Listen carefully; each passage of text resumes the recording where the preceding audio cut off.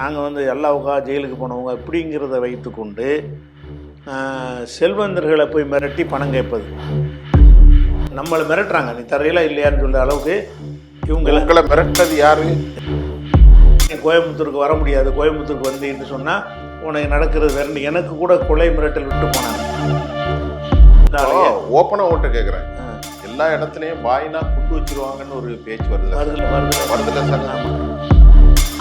அல்லுமாவுடைய மிரட்டல்னால உங்களுக்கு போலீஸ் பாதுகாப்பு போட்டிருந்தாங்க. அந்த கோயம்புத்தூர்லேயே ஒரு மிரட்டல் மாதிரி ஒரு ஆள் போனார்னா கூட 10 பேர் போகிறது. நீங்க சொல்ற பார்த்தா கோவையில ஒரு மினி சர்க்கார் நடத்தினாங்க. கண்டிப்பாக எதிர்த்து முஸ்லீம்கள் வந்தால் அவங்கள போலீஸை சுடுவது, அவங்கள விட்டுறது. நீங்க சொல்றத பாத்தீங்கன்னா அல்லுமாவின் மீது இருந்த போலீஸின் கோபம் பொது இஸ்லாமியர்களின் பக்கம்.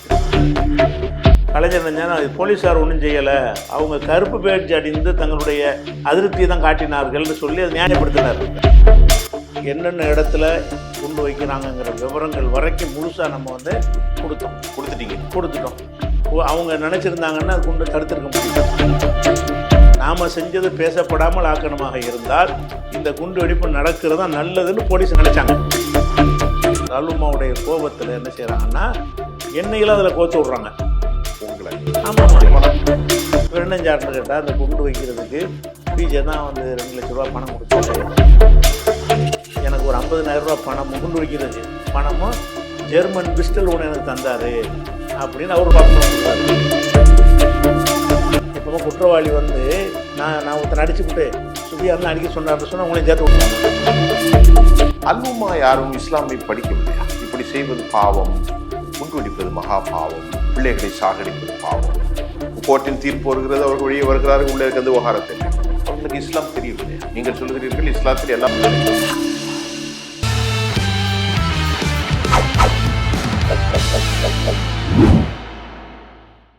நேயர்கள் அனைவரையும் ஜெம் தொலைக்காட்சியினுடைய அரசியல் ஆடுகளம் இந்நிகழ்ச்சியில நாம தொடர்ந்து ஒவ்வொரு நிலைகளையும் பேசிக் கொண்டிருக்கிறோம். வழக்கம் போல் நம்முடைய அமர்வில் இன்றைக்கு இஸ்லாமிய அறிஞரும் பேராசிரியருமான மௌலவி ஜனாப் பி ஜெய்னுல் அப்தீன் அவர்களை நாம் இன்னைக்கு சந்திக்க போறோம். நிறைய டாபிக் சமகால நிகழ்வுகளில் மக்களுக்கான ஒரு விளக்கம் அவருடைய பார்வையில். இது இஸ்லாமிய மதம் சார்ந்து மட்டுமல்ல, மற்ற மதங்களிலும் சார்ந்து நாங்கள் ஆலோசித்து மக்களுக்கு உண்மை கருத்துக்களை கொண்டு சேர்க்கக்கூடிய சில நிகழ்வுகளை சேர்க்கிறோம். இன்னைக்கு நாம பேசுறது 1998 தமிழ்நாட்டில் கோவையில் நடந்த ஒரு குண்டு வெடிப்பு. இந்த குண்டு வெடிப்புல ஏராளமான பேர் குண்டு தாக்குதலில் இறந்தார்கள். அல் உமா என்கின்ற ஒரு அமைப்பு இதில் ஈடுபட்டதாகவும் குற்றச்சாட்டுகள் வைக்கப்பட்டு பலர் சிறையிலே பல ஆண்டுகள் இருந்தார்கள். அந்த சம்பவம் எதுக்கு நடந்துச்சு, அதற்கு பின்னணி என்ன, நம்முடைய ஜெய்னுல் அப்தீன் சாப் அவர்களிடத்தில் இந்த நிகழ்ச்சி குறித்து நாம் பேச போறோம். சார் வாங்க. சார், அதாவது 1998 இந்த கலவரம் வந்து இந்தியா முழுவதும் பெரிதாக பேசப்பட்டது. இதுல என்ன நடந்துச்சு அப்படிங்கிறத உங்களுக்கு நிறைய அனுபவம் இருக்கும். நீங்க தமிழ்நாட்டில் அன்றைக்கு ஒரு பெரும் அரசியல் தலைவராக 98 காலங்கள் இருந்தீர்கள். உங்களுடைய தமிழ்நாடு முஸ்லிம் முன்னேற்ற கழகம் 93களில் ஆரம்பித்தது, அப்படிதான் நான் நினைக்கின்றேன், நினைவு சரியாக இருந்தால். ஏன் இந்த குண்டுவெடிப்பு நடந்துச்சு, அதுக்கு முன்னாலே நடந்துச்சு? அதாவது இது பெரிய ஒரு நீண்ட ஒரு வரலாறு. இது அதில் முக்கியமான விஷயம் என்னென்னு கேட்டால், ஒரு துவக்கத்திலேருந்து சொன்னால் தான் அதனுடைய ஒரு முழு பரிமாணத்தோட மக்களுக்கு போய் சேரும். அப்போதைய ஜெயலலிதா அவருடைய ஆட்சியில் வந்து தடா என்கிற ஒரு கடுமையான சட்டத்தை வந்து கடுமையாக அமுல்படுத்தி கொண்டிருந்த ஒரு காலம். பாபர் மசூதி இடிக்கப்பட்ட அந்த நினைவு தினம்ங்கிற ஒரு பேரில் பஸ்ஸில் வந்து சில பேர் கல்லறிஞ்சாங்க கோயம்புத்தூரில். அந்த சகோதரர்கள்லாம் தடா சட்டத்தின் கீழ் கைது செய்யப்பட்டாங்க. பாரதூரமான ஒரு குண்டு வெடிப்புகளோ வேறு எந்த மாதிரி வன்முறைகளோ இல்லாமல் பேருந்தில் கல் வீசினார்கள் என்ற ஒரு விஷயத்திற்கு ஒரு சாதாரண செக்ஷன் இருக்குது. அது கூட இந்த போராட்டம்னு வரும்போது கண்டுக்கிறாமல் அரசாங்கம் விட்டுருவாங்க. இவங்க என்ன செஞ்சாங்கன்னா ரொம்ப கடுமையான முறையில் அவங்கள தடாவில் கைது செஞ்சு 92 கைது, 93 கைது செஞ்சு 94 2 வருஷம் வரைக்கும் தடாவில் உள்ளே இருக்காங்க. யார் அதில் தான் அந்த பாஷாங்கிறீங்களா அல்லுமாண்டு அவங்கெல்லாம் அந்த நேரத்தில் கைது செய்யப்பட்டிருந்தாங்க. அந்த நேரத்தில் 1995 நாங்கள் தமுமுக ஆரம்பிக்கும் பொழுது இதை ஒரு இஷ்யூவாக நம்ம எடுத்தோம். இது வந்து ரொம்ப அநியாயமான இது, தடாவில் கைது செய்யப்படுறது. நீங்கள் தடாவே தப்பான ஒரு விஷயம் இருந்தாலும் அதில் உள்ள அந்த கேட்டகரிக்கு இவங்க பொருந்த மாட்டாங்க, இது வந்து பொய் வழக்கு இது அப்படின்னு சொல்லி நம்ம நிறைய போராட்டங்கள் பண்ணி, சட்ட போராட்டங்கள்லாம் பண்ணி அவங்கள விடுதலை செய்வதற்குரிய வேலைகளை நாங்கள் தான் செஞ்சோம். அப்போ தமுமுக தமிழ்நாடு முஸ்லீம் முன்னேற்ற கழகம் ஆரம்பித்த ஒரு நேரம். அது மாத்திரம் இல்லாமல் அந்த சிறையில் இருந்த அந்த 2.5 வருஷ காலத்திற்கு அத்தனை பேருடைய குடும்பத்திற்குரிய தேவைகளையும் நான் தான் என்னுடைய தனி பொறுப்பில், அமைப்புகளும் கிடையாது, தனி பொறுப்பில் மக்கள்கிட்ட நிதி திரட்டி ஒவ்வொருத்தருடைய வீடுகளுக்கும் சென்று போய் என்ன செய்வோம், உதவி தொகையை கொடுத்துக்கிட்டு, அந்த மாதிரி யாரும் கஷ்டப்படக்கூடாது, அநியாயத்துக்கு கைது செய்யப்பட்டிருக்கிறாங்க, நம்ம காசை கொடுக்கல, மக்கள் தந்தாங்க, மக்கள்கிட்ட வாங்கி அது மாதிரி கொண்டு போய் கொடுத்தோம். பிறகு அவங்க விடுதலையாகி வந்தவுடனே சென்னையில் தான் அவங்க தங்கி இருக்கணும்னு ஒரு கண்டிஷன் போட்டாங்க கோர்ட்டில். நிபந்தனையோடு தான் அவங்களுக்கு ஜாமீன் கிடைச்சிச்சு. சென்னையில் தங்கி இருக்கணும்னு வரும் பொழுது இவங்க தமிழ்நாடு முஸ்லீம் முன்னேற்ற கழகத்தில் அலுவலகத்தில் தான் எல்லாரும் தங்க வைக்கப்பட்டிருந்தாங்க. ஜாமீனில் பாஷா உள்பட அதனுடைய எல்லாருமே அந்த அலுவலகத்தில் தங்க வைக்கப்பட்டிருந்தாங்க. தங்க வச்சிருக்கும்போது அவங்களுடைய உணவு போக்குவரத்து எல்லாத்தையுமே அந்த இயக்கம் தான் பார்த்துக்கிட்டோம் அமைப்பு சார்பாக. அப்போ இருக்கும் பொழுது என்ன ஆகுதுன்னு கேட்டால், இவங்கள்ட்ட வந்து ஒரு பெரிய மாற்றங்களை நாங்கள் பார்க்குறோம். முதல்ல ஒரு கல்லெறிஞ்சதுக்காக உள்ளே போயிருக்கிறாங்க, அது தப்புங்கிற அடையில் ஒரு அனுதாபத்தோடு பார்த்தோம். பிறகு என்ன ஆகுதுன்னு கேட்டால், நாங்கள் வந்து எல்லாவுக்கா ஜெயிலுக்கு போனவங்க இப்படிங்கிறத வைத்துக்கொண்டு செல்வந்தர்களை போய் மிரட்டி பணம் கேட்பது. நம்மள்கிட்ட தங்கி இருக்கும் பொழுத செல்வந்தர்கள்ட்ட போய்கிட்டு, உனக்கு மாதம் 50,000 ரூபா போட்டிருக்கு, உனக்கு 1,00,000 ரூபா போட்டிருக்குது, போட்டு தான் இருக்கும்பாங்க. இப்படி என்ன செய்கிறாங்கன்னா, முஸ்லீம் செல்வந்தர்களை வந்து ரொம்ப மிரட்டி வந்து பணம் வசூலிக்கிறாங்கங்கிற புகார் எங்களுக்கே வருது. அப்போ வரும்பொழுது நம்ம நீங்கள் வெளியேறு, இங்கே இருக்க வேணாம், உங்களால் பெரிய சங்கம் நாங்கள் தான் ஆதரிக்கிறோங்கிற மாதிரி ஒரு நிலை வருது. அப்போ நீங்கள் வெளியேறு, இங்கே தங்க வேணாம், நீங்கள் எங்கே இப்போ தங்கிக்கிறீங்கன்னு சொல்லி நம்ம அந்த அடைக்கலம் கொடுத்ததை ரிட்டர்ன் பண்ணிட்டோம். அந்த ரொம்ப பகையாக போயிடுச்சு. அதுக்கு பிறகு என்ன செய்கிறாங்கன்னா, எங்கள்கிட்டே வந்து ஒரு கூட்டமாக திரண்டு வந்து, நீங்கள் வந்து எங்களுக்காக வேண்டி மாதம் 1,00,000 ரூபா தரணும் அப்படின்னு சொல்லி நம்மளை மிரட்டுறாங்க. நீ தரையில இல்லையான்னு சொல்ல அளவுக்கு இவங்களை மிரட்டினது யாரு? என்ன மிரட்டுறது? இப்போ அன்சாரின்னு இருக்காருல்ல, இப்போ அதாவது அல்லுமா மைப்புன்னு சொல்லுங்க, அல்லுமாவுடைய செயலாளர். நீங்க சொல்றது மக்களுக்கு புரியணும்.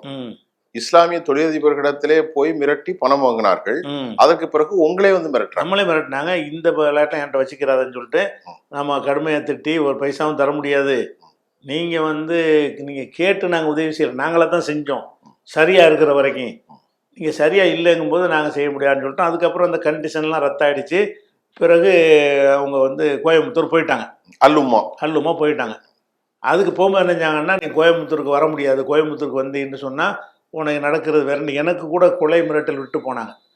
கொலை மிரட்டல் விட்டது அல்லுமா தான். அதுல குறிப்பிட்டு யாரையும் சொல்ல முடியுமா? குறிப்பிட்டு வந்து பாஷாபாய் இறந்து போயிட்டாரு, அவர் உள்பட எல்லாருமே மிரட்டினாங்க. உங்களை காரணத்தினால தான் எனக்கு வந்து அவங்களுடைய அச்சுறுத்தலின் காரணமாக எனக்கு PSO போட்டிருந்தாங்க, போலீஸ் பாதுகாப்பு. அது வந்து வேற ஆளுகளுடைய அச்சுறுத்தல்னால, அல்லுமாவுடைய மிரட்டல்னால உங்களுக்கு போலீஸ் பாதுகாப்பு போட்டிருந்தாங்க. அந்த மாதிரி ஒரு நிலைமையில் நமக்கு உங்களுக்கு தொடர்பு கிடையாது. அதாவது நம்ம அந்த சிறையிலேருந்து வந்திருந்தாங்கல்ல, அந்த காலத்தில் தான் நம்ம அவங்களுக்கு உதவிகள்லாம் செஞ்சோம். அப்போ அவங்களை எந்த விதமான பயங்கரவாத செயலில் ஈடுபடல, இந்த கல்லறிதல் போன்ற ஒரு சின்ன ஒரு உணர்வுகளை காட்டக்கூடிய போராட்டம் தான் செஞ்சுருந்தாங்க. அப்போ நம்ம மீது ஒரு பிரியம் அனுதாபங்களும் வைத்திருந்தோம். பிறகு என்னாச்சுன்னு சொன்னால், அங்கே கோயம்புத்தூருக்கு போன பிறகு அங்கே வந்து இவங்க இந்த செயலேருந்து வந்த பிறகு என்ன செய்கிறாங்கன்னா, அவங்கள்ட்ட போக்கு எல்லாமே மாறுது. இங்கே எப்படி இந்த செல்வந்தர்கள்ட்ட மிரட்டி பணம் கேட்டாங்களே, இதே மாதிரி ஒரு டைப்லையே அங்கேயும் என்ன செய்யுதுன்னு கேட்டால், கோயம்புத்தூர்லேயே ஒரு மிரட்டல் மாதிரி, ஒரு ஆள் போனார்னா கூட 10 பேர் போகிறது, கடைகளில் போய் நிற்கிறது, இந்த மாதிரி வந்து இன்னும் சொல்லப்போனால் மிகைப்படுத்தி சொல்ல நிஜமாக நடந்தது என்னன்னு கேட்டால், அந்த நேரத்தில் பாஷாண்டு ஒரு திரைப்படம் வந்துருந்துச்சு. அந்த அவங்க வெளியிருந்த அந்த நேரம் தான் பாஷாண்டு ஒரு சினிமா வந்துருந்துச்சு, ரஜினிகாந்த் படம். இவர் நம்ம பாஷா போய் வரும்போது பேக்ரவுண்டில் பாஷாண்டு பாட்டை போட்டு விட்டு தான் வருவார். பின்னணியில் கொடுப்பாங்க. இப்படிலாம் வச்சு அதை செஞ்சாங்க. இதெல்லாம் எங்களுக்கு வந்து ஒரு அருவருப்பாக இருந்ததுனால எங்களுக்கு அவங்களுக்கு எந்த விதமான உறவும் இல்லாமல் போயிடுச்சு. அப்போ அப்படி இருக்கும் பொழுது தான் அந்த கோயம்புத்தூரில் எங்களை யாரும் எதுவும் கேட்க இயலாது. நாங்கள் பெரிய வலிமையான ஒரு நீங்க சொல்ற பார்த்தா கோவையில ஒரு மினி சர்க்கார் நடத்தினாங்க. கண்டிப்பாக நடத்தின, அது மாற்றுக்கிறதுலாம் கிடையாது. கோவையில முழுமையாக அலுமாவின் ஆட்சி நடந்தது. 1993 காலகட்டங்கள்ல 93 94 ஜெயில இருக்கிறாங்க. 95 அப்புறம் 96 97 அன்னைக்கு தமிழ்நாட்டுல திமுகவுடைய அரசு இருக்கு, திமுகவுடைய ஆட்சி இருக்கு நடக்குது. அப்ப என்ன ஆகுதுன்னு கேட்டா, ஒரு டிராஃபிக்ல வந்து செல்வராஜ் என்ற ஒரு கான்ஸ்டபிள் இருக்கார், டிராஃபிக்ல நிக்கிறார். அப்ப இவங்க அலுமாவை சேர்ந்த ஒரு 3 பேர் ஒரு பைக்கில் வர்றாங்க, ஒரு ஸ்கூட்டர்ல ஏதோ ஒன்றில் வர்றாங்க, 2 வீலர்ல. அவர் நிப்பாட்டுறாரு, 3 பேர் போகக்கூடாது அப்படின்னு சொன்னோன்னே, அதானே அவர் பணி, அதான் அவர் பணி அதானே அவங்களே ஒரு போட்டு கொண்டு விடுறாங்க. எங்களை அல்லுமாவை கேள்வி கேட்பியா அப்படின்னு சொல்லிட்டு 3 பேர் ஏன்டா வர்றேன்னு கேட்டதுக்காக வேண்டி அந்த காவலர் செல்வராஜ் என்ன செய்கிறாங்க, கொலை செய்யப்பட்டுறாங்க. ஆனால் விசித்திரம் என்னன்னு கேட்டால், அது அந்த கொலையை ஒட்டி தான் எல்லா சம்பவம் நடந்துச்சு. அந்த கொலை சம்பந்தமான கேஸில் வந்து நிரூபிக்கப்படலன்னு எல்லாம் விடுதலை ஆகிட்டாங்க. அது ஒரு தனி விஷயம். அது நம்ம போலீஸ்க்கு லட்சணம். ஒரு அரசாங்கத்துறை கொலை சம்பந்தமாக குற்றம் செய்தவர்கள் தண்டிக்கப்படல, அவங்க குற்றம் நிரூபிக்கப்படலன்னு ஆயிடுச்சு. தப்பிட்டாங்க, யார் கொன்றான்னு பிள்ளைன்னு தெரியாத மாதிரி ஆயிடுச்சு. அப்போ அந்த போலீஸாரை கொன்ற உடனே போலீஸ்காரங்களுக்கு என்ன செய்யணும், அப்போ தான் சரியான கோவம் வருது. இது வந்து ஓவர போகிறாங்க, போலீஸ்காரனே கொல்றதுக்கு வந்துட்டாங்கன்னு ஒன்று தான் அவங்க போலீஸே என்ன செய்கிறாங்கன்னா, ஒரு கலவரத்தை போலீஸ் தான் உண்டாக்குறாங்க. கலவரத்தை முதற்கண் போலீஸே ஆமாம், போலீஸே என்ன செய்கிறாங்கன்னு கேட்டால், அர்ஜுன் சம்பத் மாதிரியான ஆளுக்கு அங்கே அப்போ தான் தலையெடுத்த நேரம். அவங்க இந்து முன்னணிலாம் இல்லை. அவர் அர்ஜுன் சம்பத்துன்னு அங்கே ஒரு தலித் அருந்ததியர் சமுதாயத்தை சேர்ந்தவர். அவர்கிட்ட தூண்டி விட்டு நீங்கள் கொள்ளையடிங்க, இப்படி பணக்காரங்களாம் இருக்கிறாங்க, நாங்கள் பார்த்துக்குருவோம், ஒன்றும் செய்ய மாட்டோன்ற உடனே தான் அர்ஜுன் சம்பத் தலைமையில் போய் முஸ்லீம் கடைகள்லாம் சூறையாடினது, பல கடைகளை தீ வச்சு எல்லாத்தையும் கொள்ளையடிச்சு தீ வச்சு கொளுத்துவாங்க. மொத்தம் சரக்கூட கொளுத்த மாட்டாங்க, பொருள்களை எல்லாம் வந்து சூறையாடிக்கிட்டு போய் தீ வச்சு கொளுத்துனது. அதுக்கப்புறமேலு அதை எதிர்த்து முஸ்லீம்கள் வந்தால் அவங்கள போலீஸை சுடுவது, அவங்கள விட்டுறது.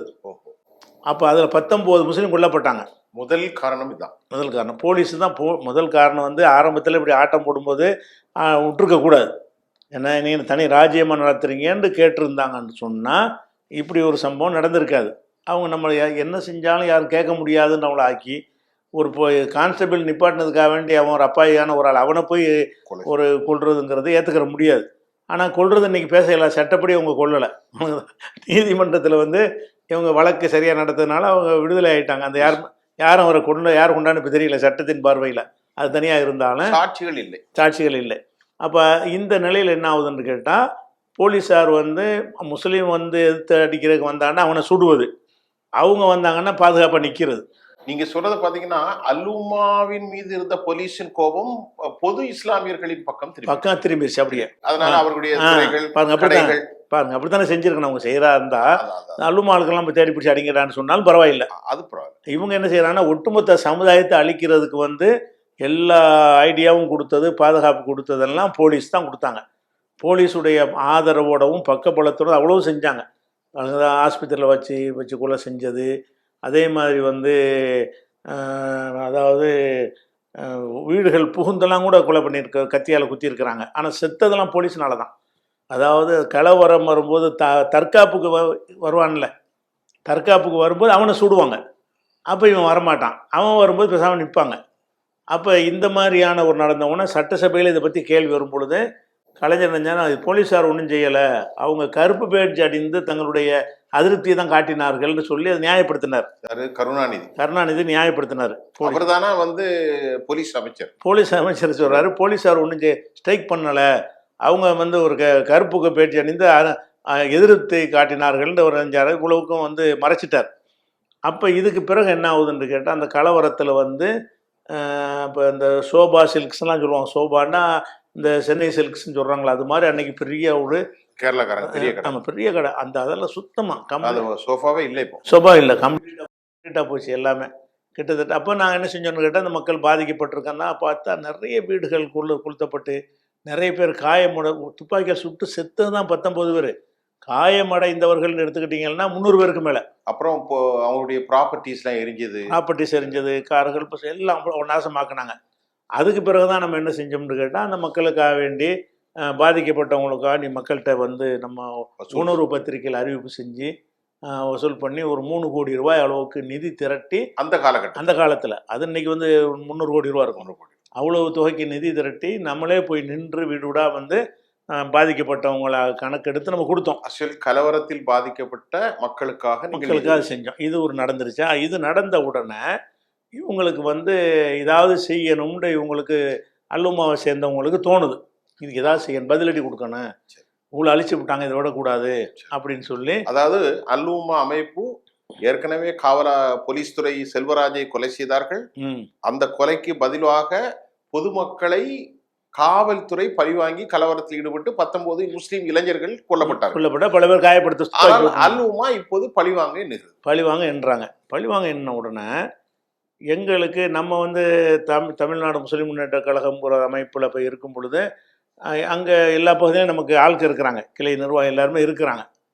அவங்கள்ட்ட இருந்து ஒரு தகவல் நமக்கு வருது. நீங்க தமிழ்நாடு முஸ்லீம் முன்னேற்ற கழகம்னு இன்னொரு அமைப்பு வச்சிருக்கீங்க. அமைப்பு வச்சிருக்கோம். அதுல இருந்து அங்க தகவல் வருது. தகவல் நமக்கு கோவையிலிருந்து வருது. என்ன வருதுன்னு என்ன தகவல் வருது? இவங்க வந்து இந்த குண்டு வைக்கிறதுக்குரிய முடிவுல இருக்கிறாங்க, ஒரு பெரிய ஆபத்தா போயிடும் அப்படின்னு சொல்லி ஒரு சமூக அக்கறையோட அந்த செய்தியை சொல்றாங்க.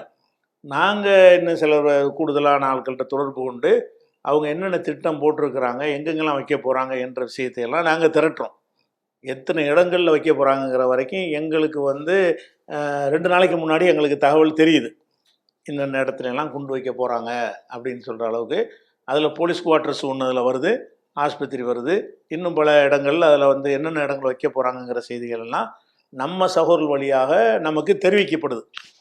உடனே என்ன செய்யணும்னா நாங்கள் வந்து நானும் ஹைதர் அலிலாம் வந்து தமுகவுடைய செயலாளராக இருந்தார். ஹைதர் அலி நாங்கள்லாம் வந்து அப்போ டிஜிபி அலெக்சாண்டர் இருந்தார். அப்போ நாங்கள் மசூரா பண்ணி இதை நம்ம தடுத்து நிறுத்திடணும், இது மாதிரி ஒன்று நடந்துருச்சுன்னு சொன்னால் ஒட்டுமொத்த சமுதாயத்துக்கு ஆபத்து, குண்டு வச்சுருவாங்க இவங்க லேசா, ஒட்டுமொத்த இஸ்லாமுக்கு கெட்ட பேராக போயிடும், முஸ்லீம்களே வந்து கருவறுக்கப்பட்டுருவாங்க, இதை எப்படியா தடுத்து நிறுத்தணுங்கிறதுக்காக வேண்டி நாங்கள் இந்த டீட்டெயிலெலாம் கலெக்ட் பண்ணிக்கிட்டு. யார்கிட்ட போய் சொல்கிறீங்க? டிஜிபி அலெக்சாண்டர் அவர்களை பார்த்து நேராக போய். அப்போ டிஜிபி அலெக்சாண்டர் தான் இருந்தார். அவரை போய் சந்தித்து என்னென்ன இடத்துல குண்டு வைக்கிறாங்கங்கிற விவரங்கள் வரைக்கும் முழுசாக நம்ம வந்து கொடுத்துட்டோம். அவங்க நினச்சிருந்தாங்கன்னா குண்டை தடுத்திருக்க முடியும்.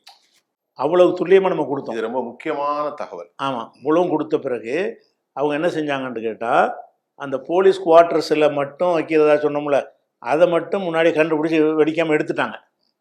மீதி இடத்துலாம் எடுக்கலை. மீதி இடத்துல என்ன செய்யலைன்னா அவங்க வெடிக்கட்டும்னு போலீஸ் வந்து விரும்பினாங்க. எதனால் விரும்பினாங்கன்னு கேட்டால், இந்த 19 பேர் கொல்லப்பட்டு நூற்றுக்கணக்கான பேர் காயமடைந்தாங்க இல்லையா, இந்த விஷயத்தில் வந்து போலீஸார் கடும் வந்து ஐநா வரைக்கும் மனித உரிமை கமிஷன் வரைக்கும் இதில் தலையிட்டு இருக்குது அத்துமீறலை. இதில் நம்ம மாட்டிக்கிறதா இருந்தால் இதை விட பெருசாக அவங்க ஏதாவது செய்யணும். அப்போ அதுதான் பேசப்படும், இது பேசப்படாது. நாம் செஞ்சது பேசப்படாமல் ஆக்கணுமாக இருந்தால் இந்த குண்டு வெடிப்பு நடக்கிறதா நல்லதுன்னு போலீஸ் நினச்சாங்க. அவங்க நினச்சி இருந்தாங்கன்னு சொன்னால் சிஎம் வரைக்கும் அவங்க கொண்டு போகலை. அவங்களாம் என்ன செய்கிறாங்கன்னா, போலீஸை மட்டும் பாதுகாத்துக்கிறங்க, போலீஸ் குவார்ட்டர்ஸ் உள்ள குண்டை மட்டும் அப்புறப்படுத்திடுங்க. இது வந்து காவல்துறையின் மிகப்பெரிய சதி தான். இது கண்டிப்பாக சதி. காவல்துறை அமைச்சரா இது வந்து சாதாரண கேட்கும் போதே பதட்டமாக இருக்கு. ஒரு பத்திரிகையிலனா எங்களுக்கு சாதி மதம் ஒன்றுமே இருக்காது, இஸ்லாமியர்களாக அந்த செய்தாலும் பயங்கரவாதத்தை செய்கிற போது காவல்துறை இதை சிஎம்கிட்ட போய் சொல்லலையா? இல்லை, உங்களுக்கு ஆச்சரியமா இருக்கு. காவல்துறையுடைய வரலாறு பயங்கரமா இல்லை. காவல்துறையுடைய செயல்பாடு நீங்க பார்த்தீங்கன்னு சொன்னால் ஆச்சரியமே கிடையாது. இப்படி தான் அவங்க நடவடிக்கைலாம் இருக்கும்.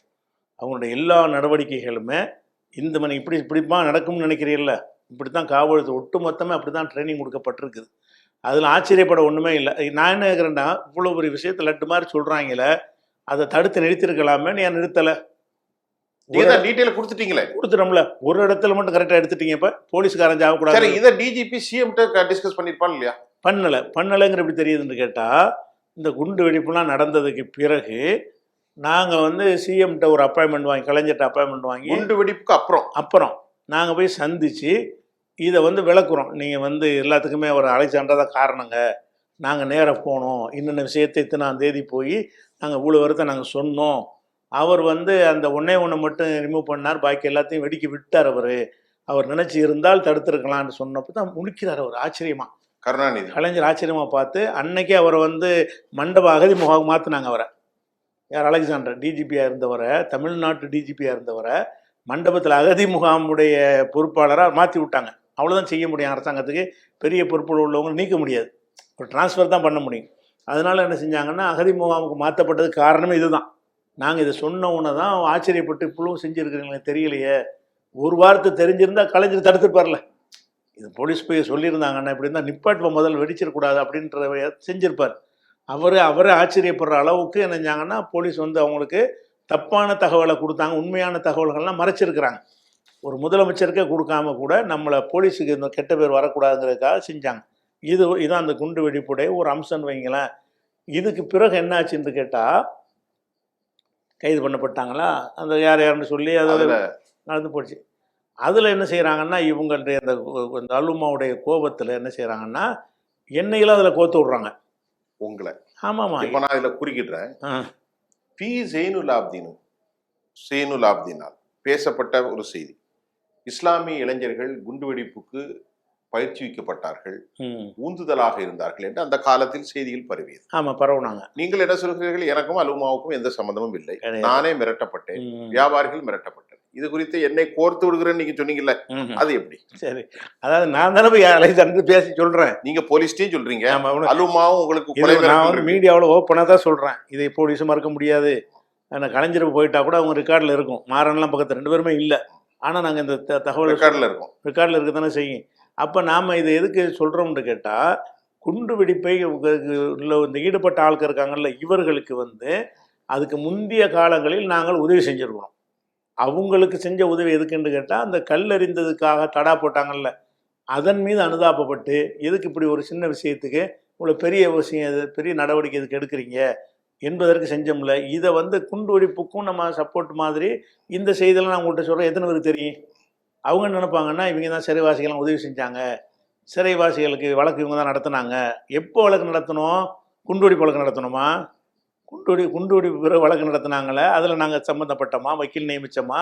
எந்த உதவியும் நாங்கள் செய்யவே இல்லை. அலுமாக்கு நீங்கள் எந்த உதவியும் செய்யலை? எந்த உதவியும் செய்யவே இல்லை. ஆனால் செஞ்சோம் எப்போன்னு கேட்டால், இந்த குண்டுவெடிப்பு வன்முறையில் இறங்காத ஆரம்ப போராளி குழுவாக அறியப்பட்ட காலத்தில் நம்ம செஞ்சுருக்கிறோம். போராளி குழுக்கிலேருந்து கடந்த பொழுது நாங்களே நினைச்சிட்டோம், அவங்கள வெளியேற்றிட்டு டிக்ளேர் பண்ணி வீடியோ போட்டோம். எங்களுக்கும் இவர்களுக்கு சம்பந்தம் இல்லைன்னு பழைய காலத்து வீடியோலாம் இருக்குது, இப்போவும் இருக்குது. நம்ம ஆன்லைன் பிஜே என்னுடைய இணையதளத்துக்கு போனோம், அப்போ போட்ட வீடியோ இப்போவும் இருக்குது. அப்போவே நம்ம சொல்லியிருக்கிறோம், இவர்களுக்கு நமக்கு சம்பந்தம் இல்லை, என்ன காரணத்துக்காகத்தான் இது நடந்ததுன்னு சொல்லி எல்லாம் எச்சரிக்கை பண்ணிட்டோம். அப்போ குண்டு வெடிப்புக்கு நம்மளோட தொடர்புபடுத்தினாங்கன்னா அறியாமையில் இன்னும் சொல்ல போனால் அவங்க எதனால் அப்படி வருதுன்னு கேட்டால், இவங்க வாக்குமூலம் கொடுக்குறாங்க. என்ன வாக்குமூலம்னு கேட்டால், இங்கே தங்கி இருந்தாங்கல்ல பாஷாவெலாம் நம்ம ஆஃபீஸில் அந்த ஜாமீனில், அந்த நேரத்தில் என்ன செஞ்சாருன்னா பாஷா வந்து என்கிட்ட ஒரு 2 லட்ச ரூபா பணத்தை கொடுத்து என்கிட்ட கொடுக்குறாரு. 2 லட்ச ரூபா பணத்தை கொடுத்து, நாங்கள் ஜெயிலுக்கு போயிட்டோம்னு சொன்னால் எங்கள் குடும்பம் வந்து ஏதாவது கஷ்டப்படக்கூடாது, இதை ஏதாச்சும் நம்ம தெரிந்த ஒரு தனவந்தர்கள்ட்ட முதலீடாக செஞ்சு அதுலேருந்து மாதம் மாதம் ஏதாவது உதவி வர்ற மாதிரி நீங்கள் ஏற்பாடு செஞ்சு தாங்கன்னு என்கிட்ட கொடுத்தார். அப்போ 2 லட்சங்கிற பெரிய அமௌண்ட்டு. நான் அது மாதிரி சில ஆளுக்கு நான் வந்து உதவிகள் செஞ்சு சில ஜாயின் பண்ணி விட்டுருக்குறேன். அந்த மாதிரி அடிப்படையில் என்கிட்ட கேட்கும் பொழுது நான் என்ன செஞ்சேன்னா, அந்த 2 லட்ச ரூபாயை அன்வர் பாயின்னு சொல்லி லெதர் மண்டி வச்சுருந்தார் நம்ம சகோதரர், அவர்கிட்ட கொடுத்து இந்த மாதிரி இருக்கிறாங்க, மாதம் மாதம் ஏதாவது உதவி செய்கிற மாதிரி வருமானம் வர்ற மாதிரி ஷேர் மாதிரி செய்யுங்கன்னு சொல்லி கொடுத்து 2 மாதம் உதவியும் கொடுத்தாங்க. அது பணம் இருந்துச்சு. இவர் என்ன செஞ்சிட்டார், அதை வந்து அந்த குண்டு வெடிக்கிறதுக்கு முன்னாடி பணம் தேவைப்படுதுன்னு அந்த பணத்தை என்கிட்ட கேட்டு விட்றாரு. இதுக்குன்னு சொல்லி கேட்டு விடல, அந்த பணத்தை வாங்கி தந்துருங்கன்னு கேட்டு விட்றாரு. நான் போய் 200 ரூபாய்க்கு ஃபோன் பண்ணி நீ போய் வாங்கிக்கிறங்கன்றவுடனே போனாங்க, அந்த ரூபாயை கொடுத்து விட்டார். 2 மாதம் இவங்களுடைய பணம் அவங்கள்ட்ட இருந்துச்சு. அவ்வளோதான். இவர் என்ன செஞ்சாருன்னு கேட்டால், அந்த குண்டு வைக்கிறதுக்கு பிஜே தான் வந்து 2 லட்ச ரூபா பணம் கொடுத்தாரு, அதில் வந்து ஒரு வஞ்ச பையில் சுற்றி இந்த புகாரி அந்த பையன் தான் வாங்கிட்டு வந்தான்னு சொல்லியெல்லாம் என்னையே கேஸில் சேர்த்துட்டாங்க. அந்த வழக்கிலேயே என்னையை சேர்ப்பதற்கு அவங்க வாக்குமூலம் கொடுக்குறாங்க. அலுமா நான் தான் இதுக்கு பிறகு நான் தான் அதை கடுமையாக எதிர்த்துக்கிட்டு இருக்கிறேன்.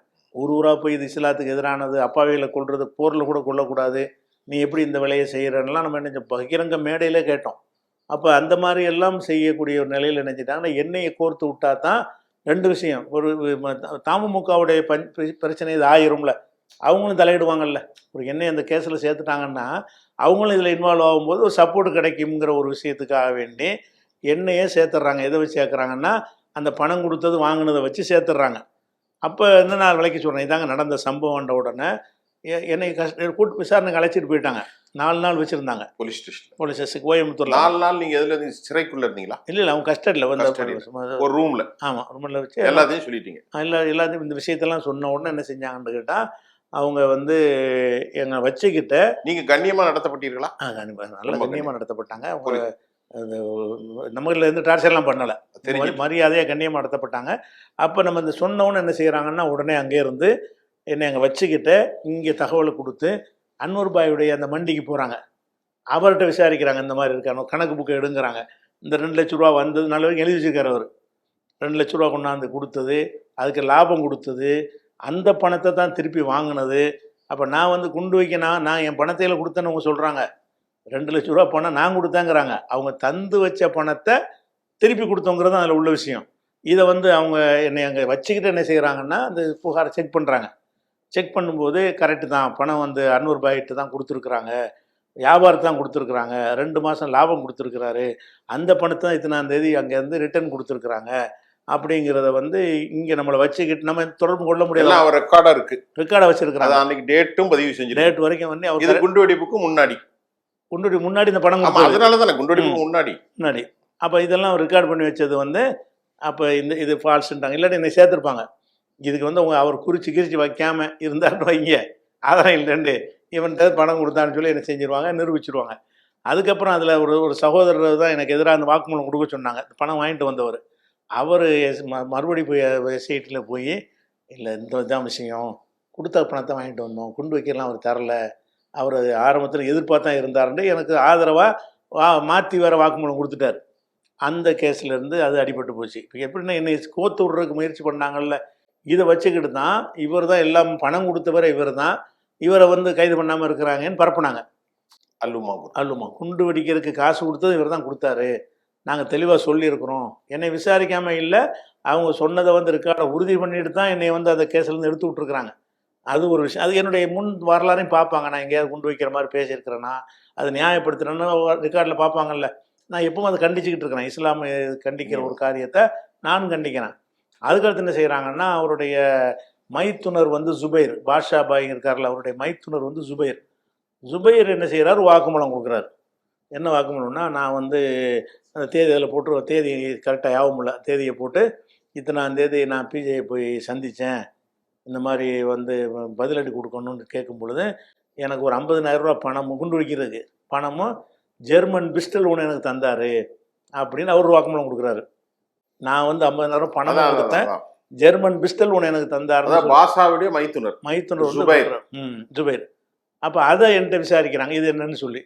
அதில் அல்லாஹ் செஞ்ச பெரிய ஒரு அற்புதம்னு இதை சொல்லணும். அது அருள் தான். அது ஏன்னு கேட்டால், நாங்கள் உணர்வுங்கிற பத்திரிகையை வந்து தாக்கர் தெருவுங்கிற இடத்துல தான் அந்த அட்ரஸ் போட்டு தான் வந்துக்கிட்டு இருக்கோம். ஆனால் அந்த பத்திரிகையை வந்து நாங்கள் இப்ராஹிம் சதுருவுக்கு மாற்றிட்டோம். மாற்றினாலும் நீதிமன்றத்தில் போய் ஒரு ஆர்டர் வாங்கணும். அது வரைக்கும் தாக்கர் தெரு தான் போட முடியும், பழைய தாக்கர் தெரு தான் போட முடியும். அதனால இப்போ பேப்பரில் எப்படி வரும்னா 36 தாக்கர் தெரு உண்டு உணர்வில் போட்டிருக்கோம். ஆனால் உண்மையில் அங்கேருந்து வரல பத்திரிக்கை, நாங்கள் அங்கே இருக்கவும் இல்லை. நாங்கள் இப்ராஹிம் ஷா தெருவில் வந்து பல மாதங்களுக்கு முன்னாடி வந்துட்டோம். அப்போ இப்போ என்ன செய்யறான்னு கேட்டால், அந்த தாக்கர் தெருவை பார்த்துவிட்டு அங்கே வந்து என்னை பார்த்தேன்னு சொல்லிவிட்டான். அந்த ஜுபைர் சொல்லும்போது 36 தாக்கர் தெருவுக்கு போனேன், அங்கே போய் பிஜேபி பார்த்தேன்னு சொல்லி அந்த பழைய அலுவலகத்தை சொன்னோன்னே நான் என்ன செஞ்சேன்னு கேட்டால், இந்த தேதியில் இந்த அட்ரஸில் உணர்வு இல்லை, கரெக்ட், அவர் அங்கே வந்திருக்க இயலாது, நீங்கள் வந்து நாங்கள் உணர்வு வேற அட்ரஸ் மாற்றிருக்கீங்க. வேற அட்ரஸ் மாற்றி, ஆக்சுவலி இது இயற்கையாக நடந்துச்சு. அல்லா செஞ்ச ஒரு பெரிய உதவி. அது மட்டும் இல்லைன்னு சொன்னால் ஒரு குற்றவாளி சொல்கிறத ஏற்றுக்குறாங்க. எப்போவுமே குற்றவாளி வந்து நான் ஒருத்தனை அடிச்சுவிட்டு சுஃபியான் அடிக்க சொன்னார்னு சொன்னால் உங்களையும் சேர்த்து விட்ருவாங்க. அது பிறகு கேஸில் போய் நீங்கள் ரிலீஸ் ஆகி வரணும். அது எத்தனை வருஷம் ஆகும். அப்போ என்னையும் சேர்க்கறக்கூடிய முகாந்திரமாக அதில் இருக்குது. முதல்ல அவனை நான் பார்த்ததே கிடையாதுங்க. நான் வந்து அந்த தடாவில் அந்த கல்லெறிஞ்சாங்கல்ல கேஸ், அந்த காலத்தில் நான் அவரை பார்த்ததை தவிர அவனை பார்த்து பல வருடங்கள் ஆகிவிட்டது. நான் எப்படி இவனை வந்து பார்த்துருப்பேன்? இவன் என்னை பார்க்கவும் கிடையாது. அந்த தாக்கர் தெருவுங்கிற இடத்துல உணர்வு பத்திரிக்கை அவன் சொல்கிற நேரத்தில் இருக்கவில்லை. என்னை வச்சுக்கிட்டு என்ன செய்கிறாங்கன்னு கேட்டால், அங்கே தாக்கர் தெருவுக்கு அனுப்புகிறாங்க. அவர் ஃபேமிலி குடியிருந்துகிட்டு இருக்கிறாங்க. அங்கே எவ்வளோ நாளாக இருக்கிறீங்க? அது நாங்கள் ஒன்றரை வருஷமாக இருக்கிறோம். அப்போ இவன் சொல்லக்கூடிய டேட்டில் ஃபேமிலி தான் இருக்குது. அதான் இன்வெஸ்டிகேஷன் டீம் பக்காவாக ரெடி பண்ணி அதை கிளியர் பண்ணிட்டாங்க. அடுத்து என்ன செய்கிறாங்கன்னா இப்ராஹிம் ஷா தெருவில் இருக்குல்ல அங்கே வர்றாங்க, அங்கே உள்ள அக்ரிமெண்ட்லாம் எடுக்கிறாங்க.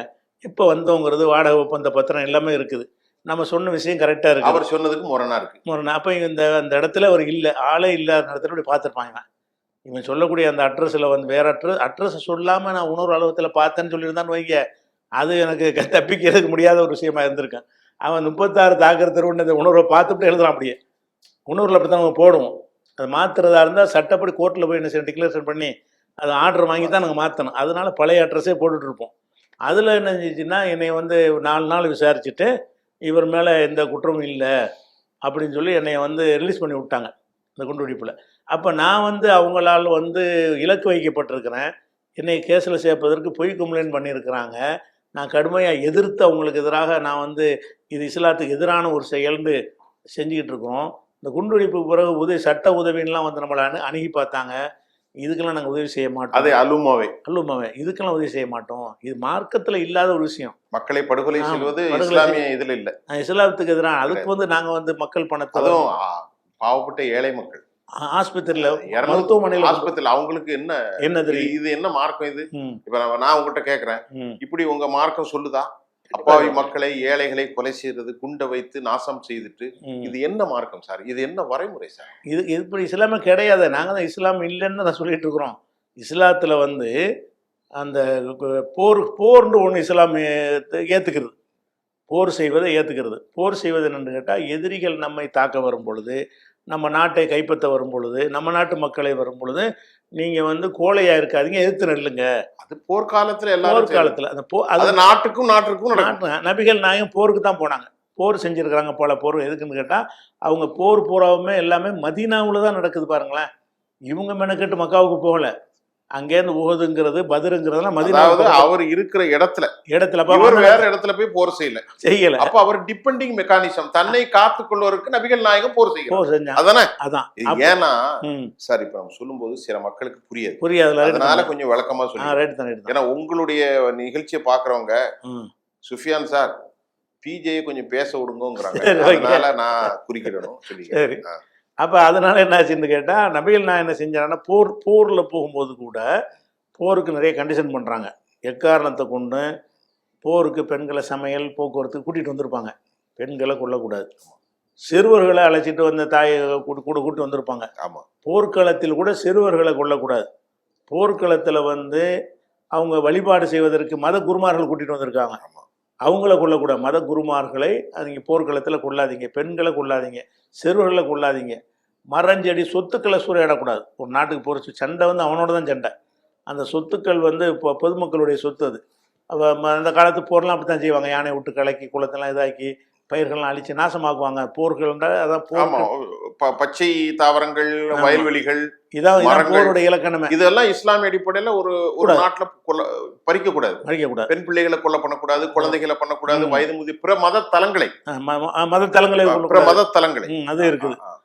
அப்படிப்பட்ட ஒரு மார்க்கத்தில் இருந்துக்கிட்டு இதை எப்படி இஸ்லாம் அன்பு இவங்க செஞ்ச காரியத்தை வந்து இஸ்லாம் இப்படி ஏற்றுக்கிறேன். இதை ஆஸ்பத்திரியில் போய் கொண்டு வச்சாங்களா, ஆஸ்பத்திரியில் இருந்தாலும் இவங்களுக்கு எதிரியா?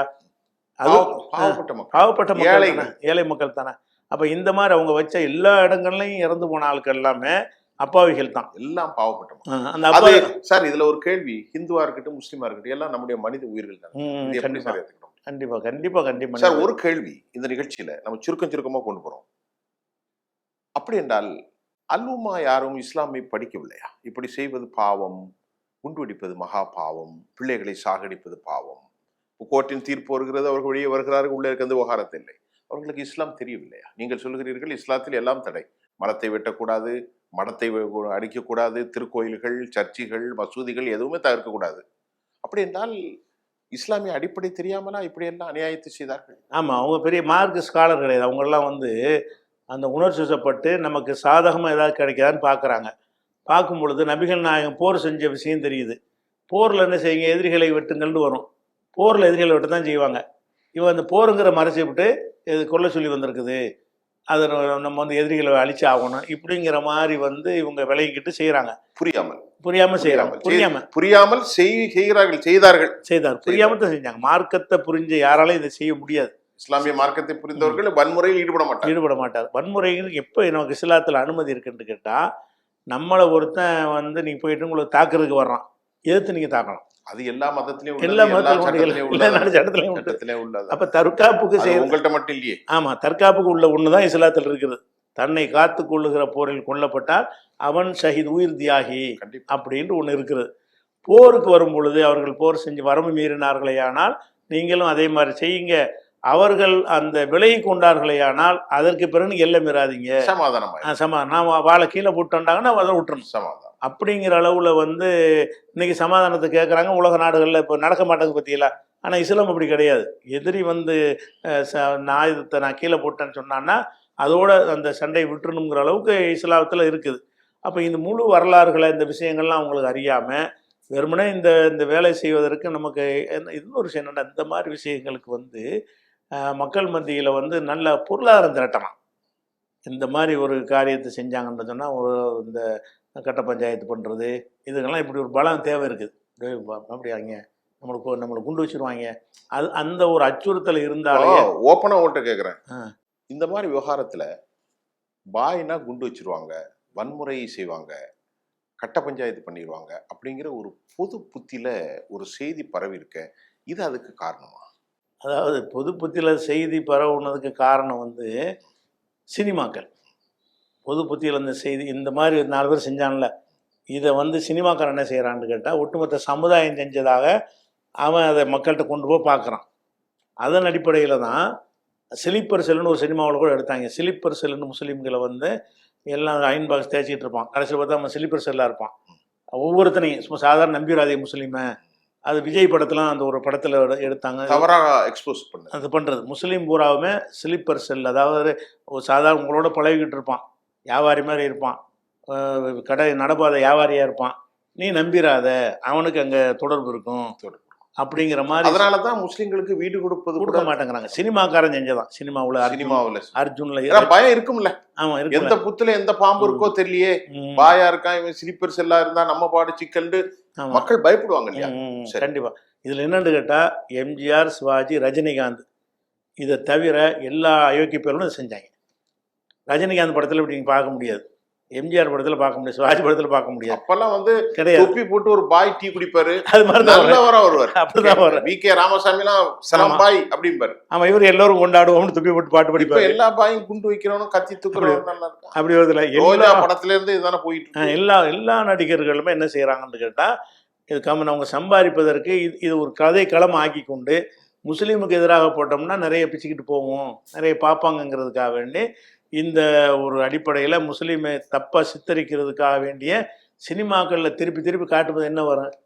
அந்த எண்ணெய் பதியத்தானே செய்யும். செஞ்சது சின்ன ஒரு குழு. அவங்க எப்படி யோசிக்கணும், இந்த குழுவை வந்து முஸ்லீம்கள் ஆதரிச்சாங்களா? இந்த கோவை குண்டு வெடிப்புடைய வழக்கு இருக்க அரசாங்க வழக்கறிஞர் மூலமாக தான் வழக்கு நடத்தினாங்க. அப்போ என்ன அர்த்தம்? அது காசு இல்லை, யார் கொடுக்கல, முஸ்லீம்கள் யாரும் அவங்களுக்கு உதவி செய்யலை. அவங்க சார்பாக வழக்கறிஞர் வந்து கவர்மெண்ட் நியமிக்குது. அவங்களோட காசு இல்லை, எந்த முஸ்லீம் கணக்கு கொடுக்க மாட்டாங்க, எந்த முஸ்லீமும் ஆதரிக்கவே இல்லை மாட்டாங்க. அவங்களுடைய முஸ்லீம்களுடைய திருப்பி கேட்டா கோவையில முஸ்லீம்களுடைய பொருளாதாரம் அழிஞ்சு போச்சுல. ரோட்ல வேலை எல்லாம் இல்லாம போச்சு, எல்லாமே இல்லாம போயிட்டாங்க. அப்படி இருக்கும் பொழுது இதை வந்து எங்கள் மீது அனுதாபப்படுவதற்கு பதிலாக என்ன செய்யறாங்கன்னு கேட்டா, இந்த மாதிரி 4 பேர் சேர்ந்து இப்படி செஞ்சு எல்லாரையும் சந்தில விட்டாங்க இல்லைன்னு எங்கள் மீது அனுதாபம் காட்டுவதற்கு பதிலாக எல்லாரையும் அதில் பங்காளியாக்குவது, நாங்கள் வெறுக்கக்கூடிய ஆட்களையும் அதில் பங்காளியாக்கி விட்டுறது. சரி, இப்படி வந்து ஊடகங்கள் அதிகமாக செஞ்சாங்க, சினிமாக்கள் அதிகமாக செஞ்சாங்க. இதன்படி வந்து இப்போ கூட எடுத்துக்கோங்களேன், இப்போ வந்து அந்த ரயில் குண்டு வெடிப்பில் உள்ளவங்க எல்லாரும் குற்றவாளி இல்லைன்னு விடுதலை செஞ்சுட்டாங்க. நேற்று மும்பை ஹைகோர்ட்டில் வந்து அவங்க குற்றவாளிகள் இல்லைன்னு விடுதலை செய்கிறாங்க. ஏன் விடுதலை செய்கிறாங்க? அந்த விடுதலை செய்கிற மாதிரி அந்த வழக்கு நடத்தப்படுகிறது. சார், இப்போ இந்த குற்றவாளிகள் இருக்காங்களே, இவர்களை இப்பொழுது வெளியே விட வேண்டும் என்று பலவிதமான போராட்டங்கள், பலவிதமான விவகாரங்கள் நடக்கத்தான் செய்யும். இதை பத்தி நீங்க என்ன நினைக்கிறீங்க? அதாவது சிறைவாசிகள் விடுதலைங்கிற ஒரு விஷயத்தை பொறுத்த வரைக்கும் இஸ்லாமிய பார்வைன்னு ஒன்று இருக்கிறது. நம்ம பார்வையில் நம்ம நாட்டு நடப்புல உள்ள ஒரு பார்வைன்னு ஒன்று இருக்குது. இஸ்லாமிய பார்வை என்னன்னு கேட்டால், எந்த குற்றவாளிகள் வந்து கருணை காட்டப்படக்கூடாது. அதான் இஸ்லாமிய விஷயங்கள். இஸ்லாமிய ஷரியத் சட்டம், அதாவது குர்ஆன் சட்டம். ஆமாம், ஒருத்தர் கொலை பண்ணிட்டாருன்னு சொன்னால் கொலைக்கு கொலை தான் அது. அதான் இஸ்லாமிய சட்டம். அதில் வந்து கருணையெல்லாம் அது இந்தியாவில் அந்த கான்ஸ்டியூஷன் கிடையாது. கிடையாது. அதே நேரத்தில் வந்து கொலை செய்யப்பட்ட குடும்பத்தார் மன்னித்துட்டாங்கன்னு சொன்னால் அவர் தண்டிக்க மாட்டாங்க. அதுதானே இப்போ ஏமன்ல போய் ஏமன்ல நடக்குது. இந்தியாவில் உள்ள நர்ஸு அது நடக்குது. அவங்க மாட்டேன்னு மறுத்துக்கிட்டு இருக்காங்க. அதான் ஓடிட்டு இருக்கு இப்போ. அப்போ இஸ்லாம் என்ன சொல்லுதுன்னு கேட்டால், குற்றவாளிகள் வந்து குற்றவாளிகள் தான். அதுக்கு தண்டனை எதுக்காக கொடுக்குறாங்க? திருந்துவதற்கு கிடையாது.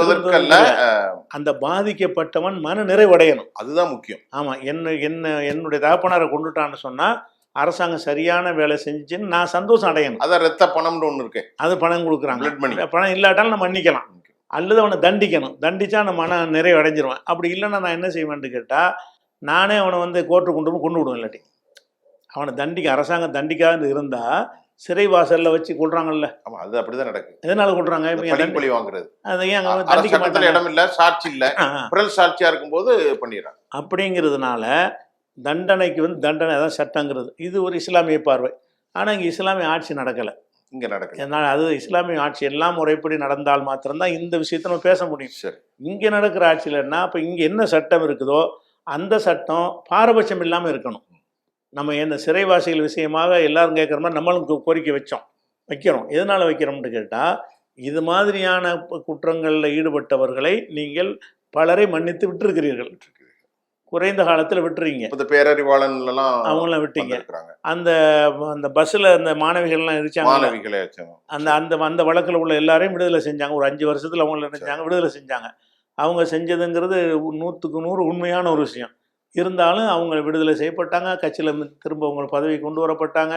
அதே மாதிரி வந்து திமுக சார்பில் அவங்க போய் அந்த தினகரன் அலுவலகத்தில் தாக்குனாங்கல்ல, அந்த அழகிரி அதுல கைது செய்யப்பட்டவர்கள் 3 பேர் இறந்தாங்க. தீ வைத்து இறந்தாங்கல்ல.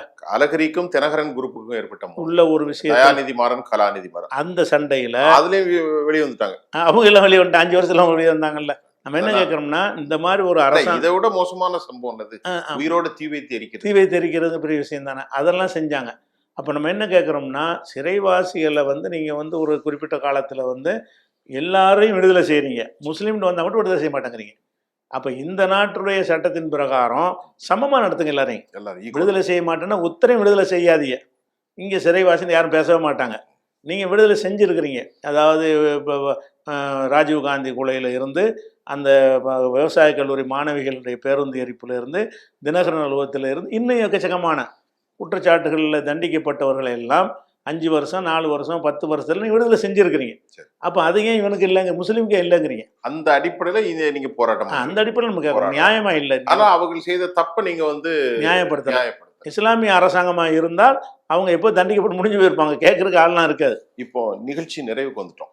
நம்ம நிறைய பேசுவீங்க. இப்போ உங்களுடைய டியூட்டி, நீங்க ஒரு இந்தியர், இந்த தேசத்தின் மீதும் இந்த மண்ணின் மீதும் இந்த இறையாண்மை மீதும் இந்த ஜனநாயகத்தின் மீதும் இந்த அரசியல் அமைப்பின் மீதும் நம்பிக்கை கொண்டவர், உறுதியாக நம்புகிறீர்கள். இந்த நாட்டில் வாழுகிறீர்கள். இந்த நாட்டிற்கு நன்மை செய்வதுதான் உங்களுக்கு முக்கிய பொறுப்பு. இந்து மதம், நீங்களும் கூட உங்களுடைய மூதாதைகளை ஏற்கனவே எங்களுக்கு ஒரு பேட்டியில சொல்லியிருக்கீங்க, நாங்கள் எல்லாம் இந்துக்களாக இருந்துதான் இஸ்லாமியர்களாக வந்திருக்கோம். உங்களுக்கான பொறுப்பும் கடப்பாடும் இருக்கிறது. அந்த பணியை நீங்கள் செய்கிறார். சுருக்கமாக உங்களுக்கு இருக்கிறேன்.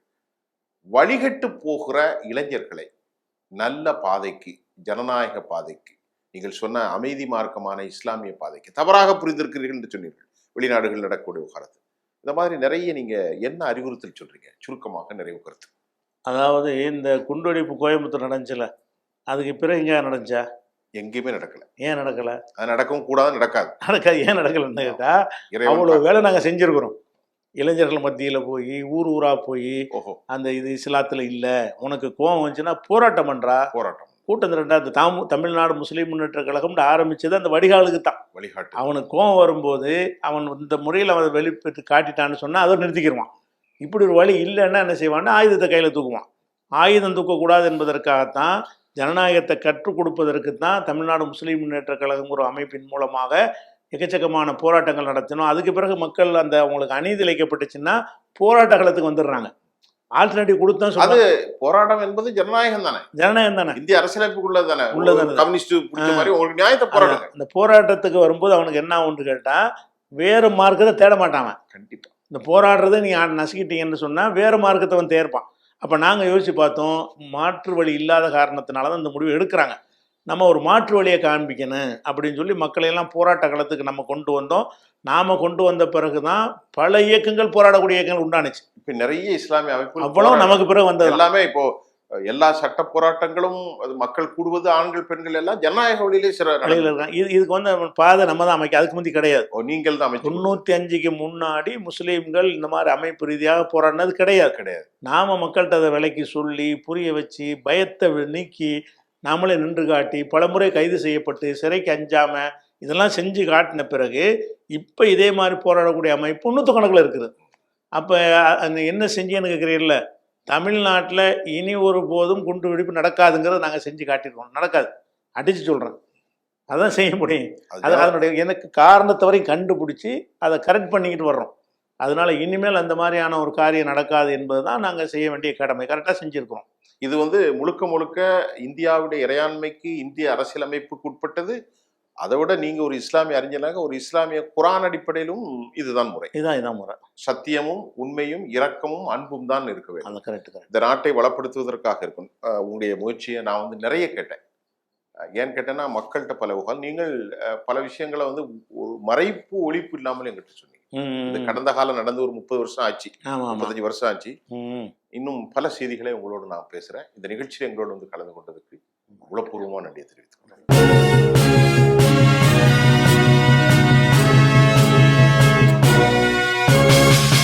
உடனுக்குடன் அப்டேட் தெரிந்து கொள்ள ஜெம் டிவி தமிழ் ஆப்பை இன்ஸ்டால் செய்யவும்.